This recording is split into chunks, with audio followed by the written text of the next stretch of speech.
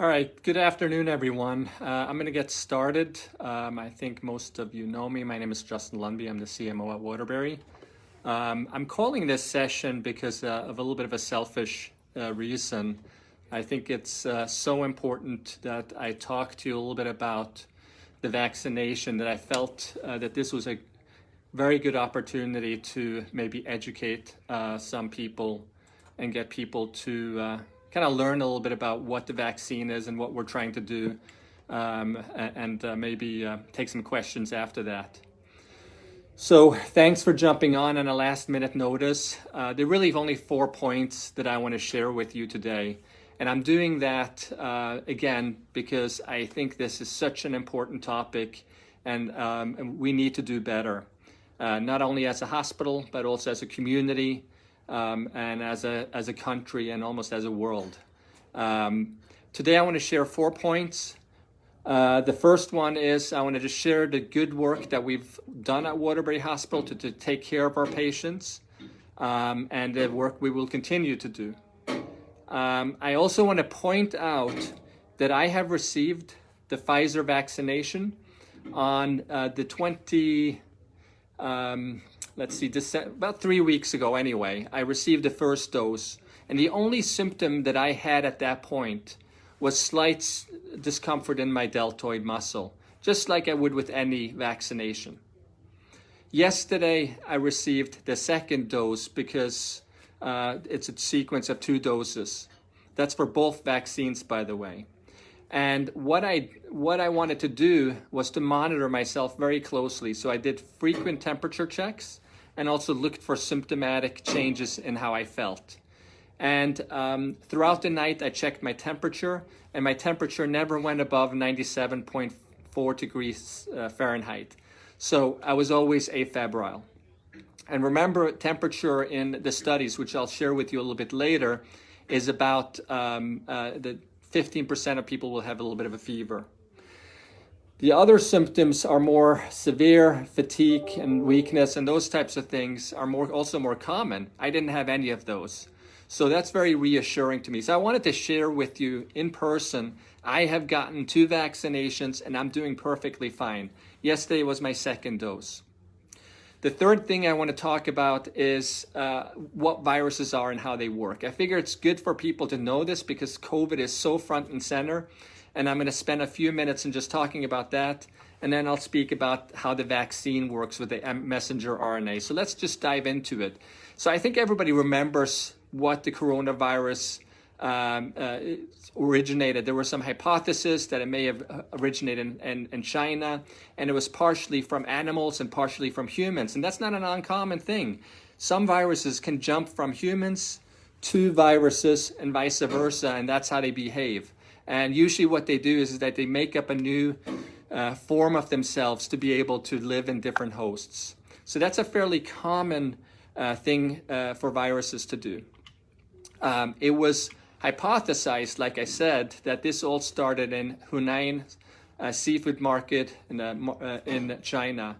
And that was suggested because that's where the symptoms were first observed and the virus was isolated. It does not mean that that is the case, but that is some of the hypothesis. We'll never quite know with 100% certainty where the virus came from. But I will tell you, it's not uncommon for a virus to go from a fish to a different type of species. And in this case, as you know, there was a little bit of a bat, marmots, and snake genetic material that was identified in this specific strand. Unfortunately, all it took was for one host to get it, and we quickly learned how virulent this virus was. It jumped very quickly from host to host, and that's why everybody is now wearing masks and doing all the good work we're doing. Let me spend a few minutes speaking about some of the stuff Waterbury Hospital did to respond to this, and then I'm going to jump into the vaccination piece of this, which is probably the most interesting piece. And back in February, we started seeking PPE, we started seeking drugs, we started seeking ventilators, we created specific COVID care zones, and we have a fabulous staff that supported us throughout this, meaning our nurses and our physicians. We also set up a drive-through testing site, and don't forget, we were the second in the state of Connecticut that was approved by the Department of Public Health to have this drive-through test. We leveraged multiple testing laboratories to ensure that we could provide the tests as quickly and efficiently as possible. We used Quest, DPH, LabCorp, Jackson Lab, and then eventually we were able to source laboratory tests for our own internal use. We also had to set up pretty aggressive visitation restrictions to ensure that we protected our staff and our patients that were in the hospital. We set up our rooms with different types of technology to ensure we could communicate with nurses and patients in a meaningful way where the nurses did not have to run in and out of the room consistently.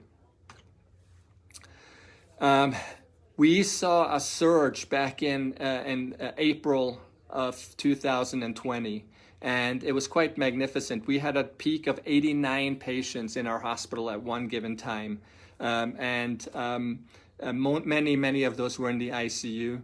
We decided obviously to cancel all of our elective surgery. We set up an ED triage tent, and we of course started using different types of pharmacologic agents to care for our patients. That includes hydroxychloroquine, convalescent plasma, remdesivir, and now steroids and other things. We worked very closely with both local and federal regulators to ensure that we were doing everything by the guidelines in the book. And to date, we have admitted as many as 730 patients to our organization with COVID that we've cared for. We have discharged over 560, and unfortunately, 116 patients in our community have succumbed to the COVID disease, and that's just in our hospital alone. It's not uncommon to have those types of numbers because of how this disease is.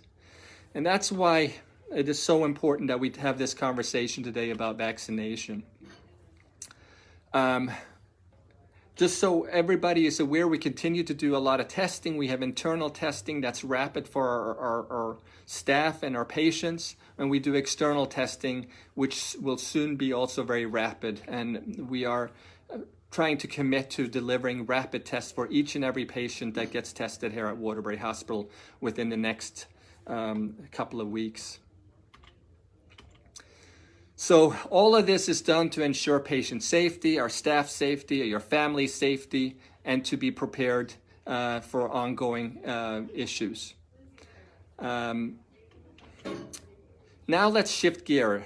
Let's talk quickly about the vaccine and the virus. I told you I was going to speak a little bit about the virus. So let me tell you what a virus is. This is we talk about viruses every day, and does everybody really know what it is? A virus is simply an envelope that's made up of protein, different fats and sugars, and it creates this packed envelope or container, and all it contains is genetic material. So unlike our cells, unlike bacterial cells, it does not have the capability of self-reproducing. A virus cannot live in a media with a lot of substances for growth without the cell of a host. And that's incredibly important because unlike the bacteria, they can invade and they can just replicate without the host and just take the nutrients from the host and live off of that. The virus does not have that capability. The virus can only survive and replicate if it injects its own genetic material into the host cell. And that is what's so important about this vaccine. So let me be clear on this. The virus will attack the host cell. The COVID virus, in this case, attacks us. It enters the cell by injecting its genetic material into the host cell. And it uses the host cell's enzymes and proteins and everything else to generate new virus particles. And eventually it builds up enough virus particles and the cell bursts, it releases it, and then it goes to the next cell cluster, if you will, and it does the same thing. And that's how it replicates, and that's why it's so damaging. Again, I want to emphasize this, that Virus requires to live inside or to inject its own genetic material into the host cell to sustain. So since it does this, that's the only way it's going to be able to reproduce. It unpacks its genetic material, it creates these messenger or mRNA strands and makes protein to build a new envelope, and then it finishes it up and sends it off. So every organism in our body makes mRNA. Every cell in our body makes mRNA. That's how organisms and cells and everything makes protein. And the virus simply has the code to make mRNA that it injects into the cell. Our cells will make the mRNA for the virus and then create the proteins. So what we have done using the vaccine is skip the virus step. So you're not being injected with the virus, which is all of these other vaccines that you're getting. You're getting the virus into you, and your immune system will start attacking it. But in the process, it may insert some of its genetic material into your cells. Obviously, your body knows that that's foreign, so it's going to fight it off and get rid of it like it always would. But it's no different than the vaccine, except we're bypassing the whole virus step. So there's no live virus. The only thing that you receive is a piece of that mRNA that we would otherwise make once the genetic material is injected into the cell. So it's pretty incredibly brilliant process of ensuring a safe vehicle to get the stuff into the cell so that we can make immunity. So basically the vaccine takes the code from the virus and makes the protein that's important for our immunity to respond to, and that's the process that it works with. So it's, again, just bypassing the virus step, and we put that little viral or mRNA piece inside the cell, and that's how it all starts. So brilliant. So how does the vaccine, what's that mRNA piece? The mRNA piece is actually a piece of the spike proteins that the COVID virus has. It's called the glycoprotein S antigen, and it actually is placed inside a little lipid particle, which is basically detergent, or not detergent, but the same type of molecular structure. It sort of envelopes the genetic material, you inject it into the cell, and that then gets into the messenger RNA then gets into the cell, and you get to make antigens and antibodies towards that. So remember, the vaccines come in two forms. It's the Moderna and the Pfizer. 2 doses administered either 21 days apart for the Pfizer or 28 days apart for the Moderna vaccination. The studies that have looked at this have been very, very large. 44,000 patients in the Pfizer study, and they looked at the efficacy of protecting patients or people from the COVID virus after the second dose of vaccination. And if you Google the Pfizer study results, it will come up from the CDC website, because they had to report it to them to get this early emergency approval. And you'll see that even from the second dose of injection, there's a natural tendency for protection in the folks that received the vaccination compared to the placebo. So the study resulted in 8 COVID-19 cases in the vaccination group and 162 COVID-19 cases in the placebo group. So a huge difference in the two outcomes. When they looked at the safety of all of these things, there were no serious adverse events. In fact, they didn't see those allergic reactions that they saw in Britain in these studies. Doesn't mean they can't happen, but it didn't happen during the study. So no big safety concerns. The most common complaints that people had after the first or second vaccination was some tenderness to the deltoid, which it kind of makes sense. You're injecting a needle, you're putting something in there, and you're going to get a little bit of irritation. Some people had fatigue. There were some headaches reported, some aches and pains, muscle pains. Some people reported chills, joint pains, and then fever. And that was from highest to lowest in that order. Severe reactions were not observed with any statistical significance compared to the placebo group. And that's important because you want to compare the two groups. So, Waterbury Hospital is not mandating a COVID-19 vaccination of the staff. We are, I honestly and truthfully wish I could mandate it. That's how important it is to me. And I think it's equally as important for Waterbury Hospital, for the city of Waterbury, for the state of Connecticut, for the whole country and the whole world, really, because of the devastation and damage that COVID has done on us. So we're not mandating. I'm asking you to please consider getting vaccinated. Currently, we have about 55% of our staff, maybe a little bit higher now, vaccinated. We need to do better. If we want to achieve any success, we have to be closer to 80%, if not 90%. That's when you hit what's called herd immunity. That's when you're going to get the results that's needed in order to protect each other. Herd immunity is simply taking enough people that are immune to it.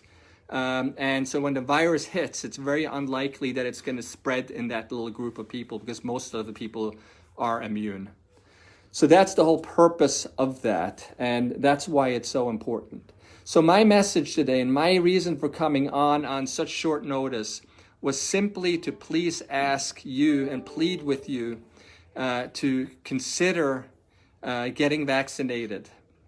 We're currently only doing 1A participants. That's the frontline healthcare workers, EMS, and those types of things. I've been notified by the DPH that over the next couple of weeks, we're going to roll it to the 1Bs and the 1C groups. And that's going to be a little bit more inclusive to include folks that are of higher risk, some age groups, school workers, and those types of things. So that's all I really wanted to talk to you about today. And so this was fairly benign if you really think about it. What I'd like to do is ask if there are any questions, and I'd be happy to answer those. If not, I thank you for your time to jump on. And I, again, please plead you to consider getting the vaccination. It's not about you. It's not about me. It's about protecting each other, and that's the only way we can achieve it. Thank you very much and have a great evening. I'll stay on for a little bit to see if anybody has any questions. Justin, can I ask a question? This is Lior. Of course. After we receive the second dose of either vaccine, if we're feeling fatigued, feverish, or experiencing chills, two questions. Number one is, can we still expect to go to work? And number two, is there anything we can do to take for those symptoms? Can we take Tylenol or Motrin or anything else, or just let it run its course and, go through it? Yeah, so that's a great question, Lior. Thank you. So I asked that you try to prepare your second dose around when you're not working. So with you, it might be a little bit easier than other folks, but that would be my one thing. And number two is, yes, you can take Tylenol or Motrin or Aleve or something like that to reduce the symptoms.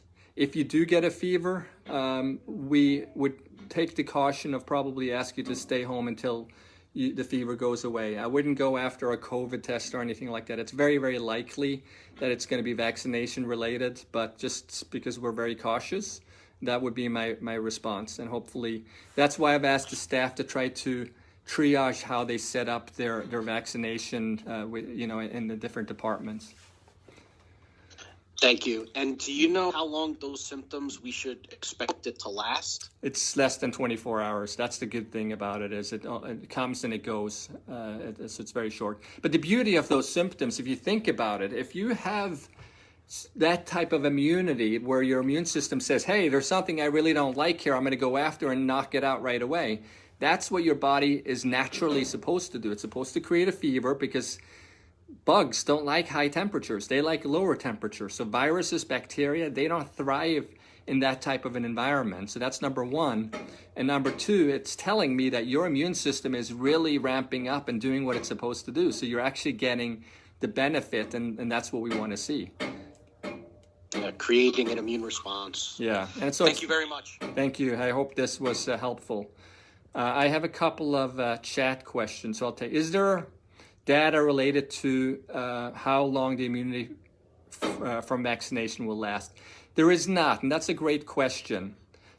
We have seen some ongoing data from these two big trials, and the last I saw was about 3 months out. The numbers looked almost identical. In other words, there was no uptick in infection in the vaccination group, and the non-vaccinated group continued to actually have an increase in infection rate. So at least 3 months out based on this data, but it's probably longer. So the next question, are you not concerned about long-term effects given the fast testing period? It's a good question. I think it's a reasonable one. The Department of Public Health and CDC and the federal government did not change any of their vaccination rollout policies. They still had very stringent safety parameters. They still had very stringent processes that the study groups had to conduct in order to prove that the vaccination was safe. So they did not cut any corners. It was more the fact that they expedited the release of the results and the vaccination. And just from a scientific perspective, Ron, it makes perfect sense what we're doing with the mRNA in my mind. I was a microbiology major. I love the topic, and that's why I speak on it so easily, just because I think it's a fun topic. The way they've set this up is absolutely beautiful, and I hope it's going to be the future for us, because then we don't have to inject live viruses into ourselves anymore. And we can simply take that little code that your immune system will react to each and every time there is an infection in your body. Let's see. So we did that. A person with diabetes, can it be okay to get the vaccination? Absolutely. There's really no comorbidities except if you have severe allergic reaction previously to vaccinations, where you shouldn't be vaccinated. They talk about pregnancy, but even the pregnant population is at higher risk of having bad outcome from the COVID infection. So some folks are saying it's safer to vaccinate you because we're so concerned about what would happen if you get exposed. That said, you really need to talk to your provider about that and get the specific details and talk about what your risks are. But absolutely, anybody with increased comorbidities need to be more proactive than everybody else in getting the vaccination. Now, when I say everybody else, I'm saying please, everybody get a vaccination. Next question. Do you have any information or concerns about the new strain that they're speaking of in the news? Will this vaccination work against that new strain? So the short answer is yes, it will work against that strain. The concern with this new strain is that it's even more aggressive, which is just absolutely mind-boggling to me that this virus is acting the way it is. It's definitely out on a mission, and it's horrible what's happening to the world in terms of how it's infecting and spreading. But the vaccine works, and it will certainly protect you or reduce your risk of having severe reaction from any of the strains. Here's another one. Should you wait to get vaccinated if you just got over COVID? That's a great question. This comes up over and over again. There's been a lot of anecdotal discussions on this. Some have talked about, you got to wait 3 months. The study groups and the CDC have both confirmed that as soon as you recover from the COVID infection, you should seek your vaccination. and you should seek it in the sequence of 21 days apart or 28 days apart, depending on what type of infection or what type of vaccination you're getting. So the answer is, as soon as you're symptomatic free, you can go after and go ahead and get it. After you gave the second dose of the vaccination, are the risk of spreading possible? Another great question. Honestly, I don't know. If you say look at this logically, I now have immunity. If I get a COVID bug in me or virus in me, my immune system is going to attack that and knock it out right away. So in theory, it's not going to be allowed to spread or get up to a level that would cause me to be able to spread it to other people. The CDC is very cautious about that because we just don't know with certainty. But theoretically, what I just said would make sense. We have not learned that there are any of these new strains in the state of Connecticut yet, but if I'm a betting man, I would say they are here. We just have not gone and looked for them genetically. So let's see, any other questions? So that's that. I know there were some Facebook Live questions. I think Yurixa probably got most of those. Justin, I have a question. Oh, sure. Hey, Joe. Do you recommend us undergoing an antibody test to see if we're immunized from the vaccine? It's a good question, but the short answer is no. This actually, in fact, the CDC, and I completely agree with them, do not recommend that you determine immunity before you get the vaccination. They say vaccinate if you've had COVID, vaccinate if you have not had COVID or you don't know. Don't test, because we want to really make sure that we give you as much immunity as possible, and that's what this vaccination is doing. What about after we receive the second dose of the vaccine? Do you recommend us getting the antibody test to see if we're immunized? It would be a good exercise, but you don't have to do that. No, it's not recommended. Just like with any other vaccination, we don't look for titers unless it's later in the vaccination period.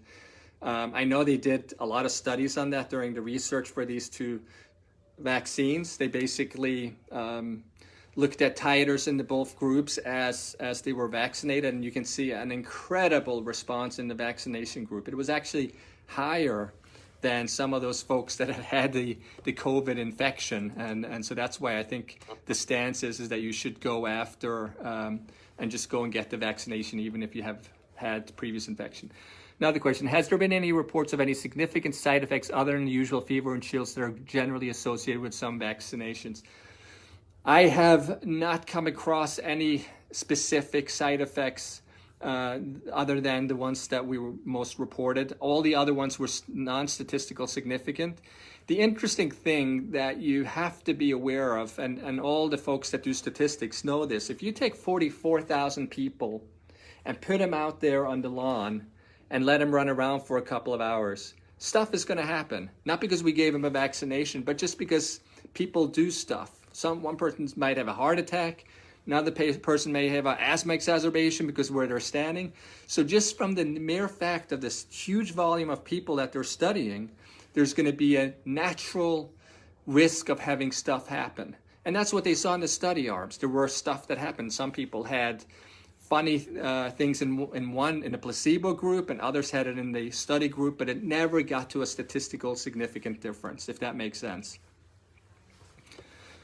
So what are your thoughts on people who are immunosuppressive therapy getting vaccinated? Will the vaccine be effective?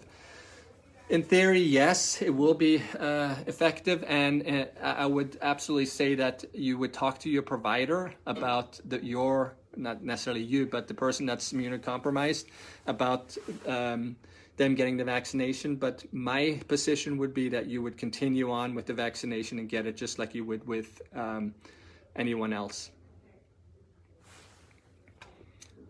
Any more Facebook questions, Yurixa?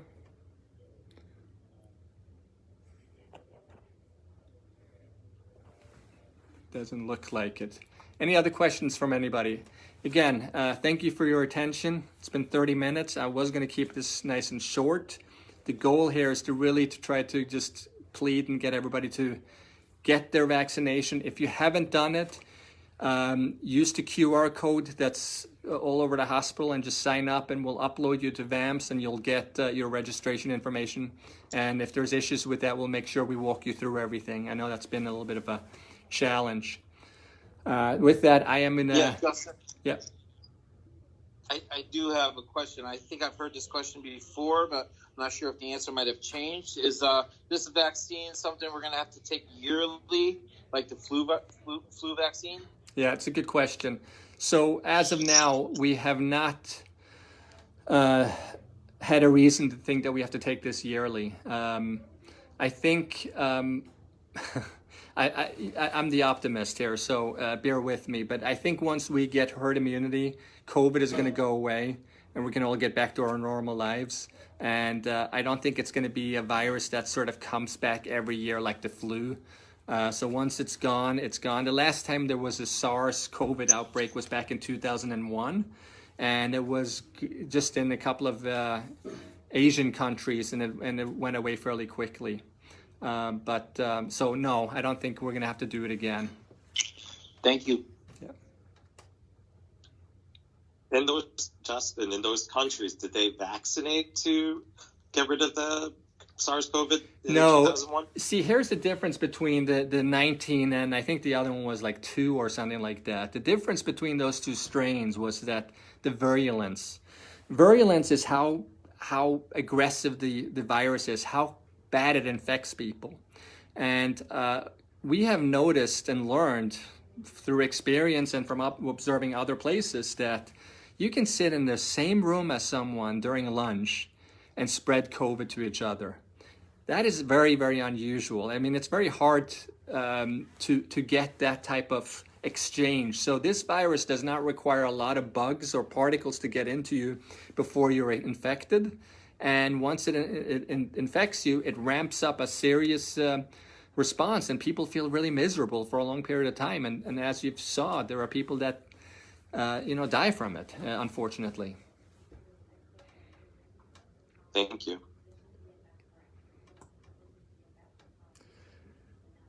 All right, so I think Justin, yes, can I ask you one last question? It's Lior again. of course.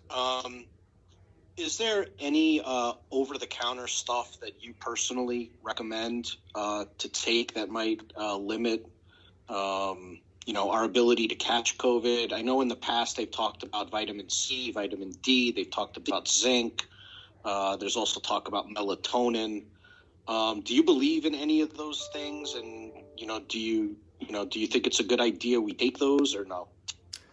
I don't want to necessarily be the naysayer here, but I don't think that's going to be our magic. And I'm sure you know a lot of this stuff, but I don't think this is going to be the magic bullet here, Lior. I think what we really need is hand hygiene, distancing, social distancing, mask wearing all the time. Don't eat in the same room. If there are multiple people in your break room, take your lunch and go somewhere else. We've opened up the whole cafeteria to really just staff, and we have single seats everywhere.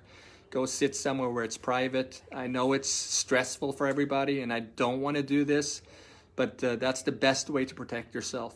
Hand hygiene, mask, social distancing, and most important, the reason why I'm on this call, vaccination. If we can get people vaccinated, I promise you we can go back to living normal lives. Right now, I don't want to live like this forever. It's horrible. So we need to vaccinate. It's the only way we're going to defeat this disease. Thank you. Yeah. I think Yurixa posted a pre-registration form on this link, so you can click on that on this chat to click on that to get access to be signed up for COVID. And remember, we're working with the DPH. I got to tell you, if it was me, I would start pushing it out even to the public at this point. I really want to get this out everywhere as quickly as possible. We have a wonderful vaccination staff. The folks that have organized all of this have done a wonderful job to get everything ready.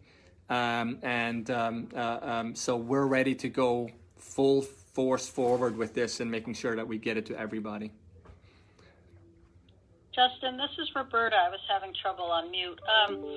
A question that's come up quite often in some of our conversations is around pre-medication prior to the vaccine and the recommendations to not pre-medicate. I just wondered if you could speak to that a little bit. Yeah, I mean, I'm not 100% sure why the CDC took that stance, Roberta. They did say that several times. We don't recommend pre-medicating. Maybe they do that because they don't want, 10 million people to suddenly start doing stuff that may be irresponsible. I don't know. But ultimately, they have said as soon as, or if you develop any symptoms, Tylenol or Motrin is the perfect recipe for kind of attenuating that. So the question, another one from the Facebook side was, should pregnant women get vaccinated? And I alluded to that a little bit earlier. My answer is talk to your doctor. It's not 100% contraindication. Pregnant women, unfortunately, and for some strange reason, do worse once they get infected with COVID. They get sicker. Good news is that there's no vertical transmission. In other words, we don't tend to spread it to the baby, but the mom may get very sick. So some docs may say you're at a high risk of getting COVID and high risk of getting really, really sick. So I'm going to put you and vaccinate you. It's a tiny, tiny piece of messenger RNA. Your body will chew it up in a very short amount of time. As soon as it recognizes it inside your cell, it will go after and knock that cell out. And that's the beauty of all of this, is that your body has an incredible way of dealing with this. Remember, we inhale genetic material every day. You're breathing the air. There's viruses in the air that we get. There's bacteria in the air that we get, that we inhale. That gets all injected into our cells, and the cells will get this, and your immune system is beautiful. It attacks those viruses and keeps everything at check.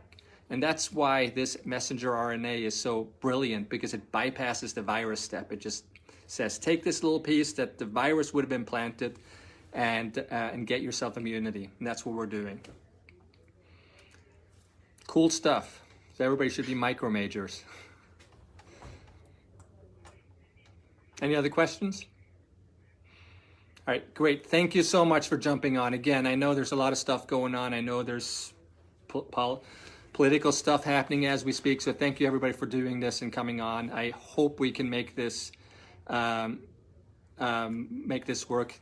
And for those that missed it, we're not going to mandate anybody. I'm just asking, please do it if unless you have some really, really good reason not to. Thanks again. Have a great evening and be safe.